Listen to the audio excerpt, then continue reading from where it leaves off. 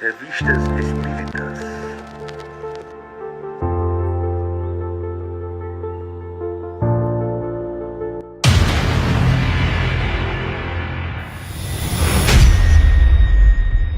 Olá, meus amigos, tudo bem com vocês? Então vamos hoje para mais um capítulo das Revistas Espíritas, né?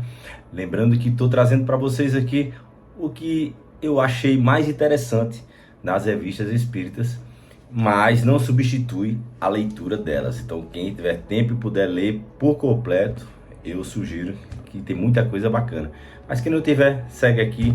Também vou estar transmitindo pelo YouTube, Projeto Ser Humano do Bem. Quem quiser ver com mais calma, acelerar, né, a velocidade, enfim, fica à vontade na sua televisão, ali no seu conforto. YouTube, Projeto Ser Humano do Bem, já segue lá também. Beleza? Hoje nós vamos falar sobre o mês de março de 1858, da primeira revista espírita. E esse mês nós teremos dois encontros sobre esse mês de março. O primeiro hoje, vamos tratar sobre a pluralidade dos mundos. Isso já é um assunto, lembrando que um ano atrás, 1857, Allan Kardec já teria lançado o Livro dos Espíritos, que foi em 1857, né? Como eu disse antes. E lá, a partir da questão 172, trata dessa pluralidade dos mundos habitados, né? Então a gente não vai estar voltando, mas só para enfatizar e embasar aqui que está de acordo com o Livro dos Espíritos, também segue nessa sequência essas comunicações e essas colocações que ele trouxe aqui na Revista Espírita, tá? Então vamos lá. O que eu achei bastante interessante, bacana aqui, ele começa a falar a pluralidade dos mundos, algumas características desses mundos, né? De mundos mais imperfeitos, de mundos mais perfeitos, de mundos perfeitos, ou seja, das suas habitações ali de acordo com o estado, né, com o nível, o grau de espiritualidade, de evolução espiritual de cada ser. Então aquela ideia que só o nosso planeta Terra é um mundo habitado, né? Então isso é uma ideia que já muito ultrapassada no Espiritismo. Então quem já estuda o Espiritismo já sabe que os mundos são habitados. Não existe aquela coisa que eu tô ali num jantar romântico à beira-mar, ou com voz e violão, fazendo uma serenata, uma fogueira com os amigos, e aí olho para o céu e vejo as estrelas, os planetas, e olho para tudo e como se aquilo fosse feito só para a gente admirar e olhar. Será que Deus, com sua inteligência suprema, né, iria colocar esses astros, esses planetas, né, tudo isso só para a gente ficar olhando e admirar a sua beleza? Não teria mais nenhuma utilidade? Claro que não, né, gente? Então o Espiritismo já fala isso.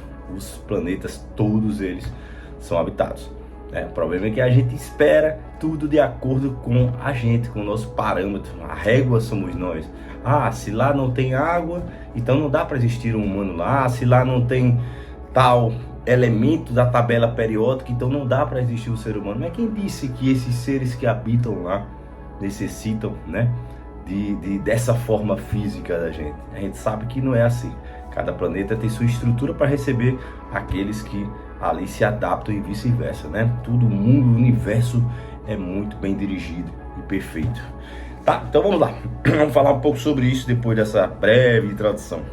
Aqui ele fala um pouco sobre Júpiter, né? Mas nas outras revistas espíritas a gente vai falar bem especificamente que tipos de seres lá habitam, então mais detalhado. Aqui ele dá uma breve, né, introdução, então eu prefiro deixar para a segunda situação lá na frente.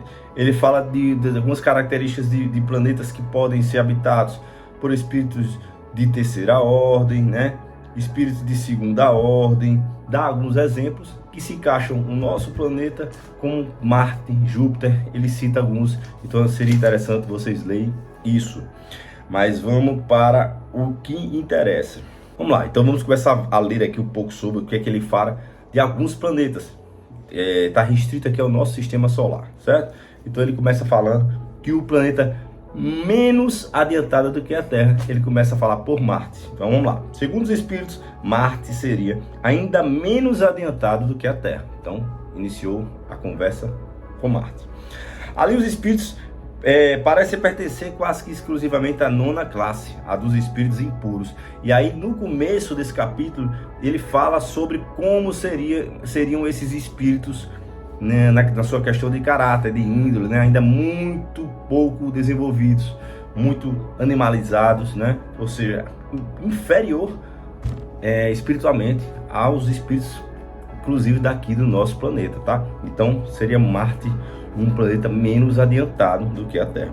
Em seguida viria a Terra, ele fala aqui, em seguida viria a Terra.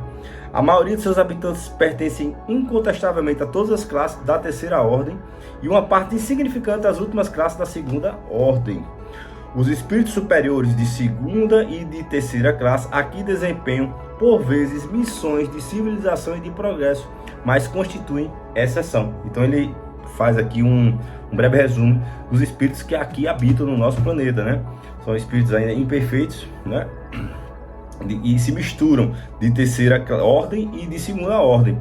E esses de segunda ordem, que são mais avançados, são minoria, exceções, né? A gente vai ver espíritos mais evoluídos aqui, mas que vêm com um caráter de missão, né? Um caráter realmente bem específico. Mas a maioria de nós somos esses espíritos aí de terceira ordem, ainda muito imperfeitos, sim, e estamos evoluindo, nós e o planeta, né? Estamos agora passando, como todos sabem, para o planeta de regeneração, saindo do planeta de prova e expiação para o de regeneração, ok?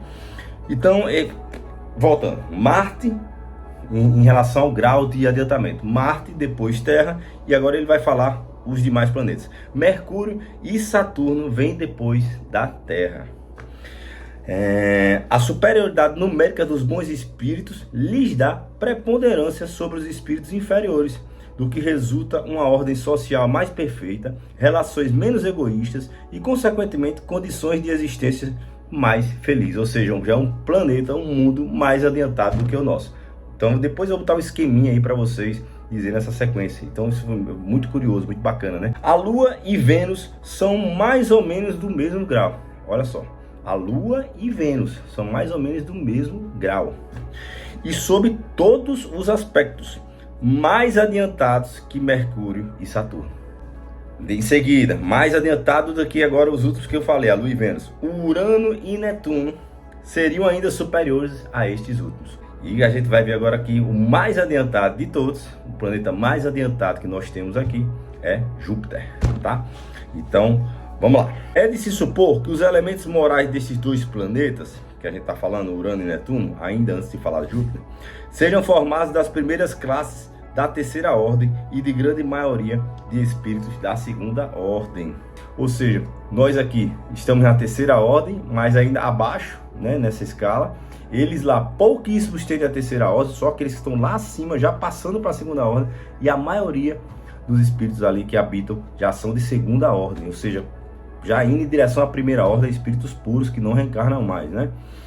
Enfim, tem ainda uma grande estrada, mas já são bem mais evoluídos que a gente, tá? Então ele conclui assim: os homens são ali infinitamente mais felizes que na Terra, por isso não têm de sustentar as mesmas lutas, nem sofrer as mesmas tribulações, assim como não se acham expostos às mesmas vicissitudes físicas e morais, né? Doenças, envelhecimento, essas coisas todas que nós passamos aqui, porque tudo evolui junto, né? Corpo, mente, coração, sentimento, tudo. E agora ele termina falando de Júpiter. Vamos lá, o Júpiter, como eu disse antes, é o planeta mais evoluído. De todos os planetas, o mais adiantado em todos os sentidos é Júpiter. É o reino exclusivo do bem e da justiça, porque só tem bons espíritos. Ele não fala aqui espíritos puros, tá, gente? Porque espíritos puros, lembrando, como o livro dos Espíritos diz, são espíritos que não reencarnam mais, ou seja, vivem já no mundo espiritual. Aqui não é o mundo espiritual, a gente está falando de planetas que ainda tem espíritos que reencarnam, não encarnam no nosso corpo, em outra estrutura de corpo, tá? Corpo mais etéreos, mais sutis, que a gente também vai falar um pouco sobre isso na sequência das vivências espíritas, como são esses corpos e essas substâncias, tá? Vou dar só uma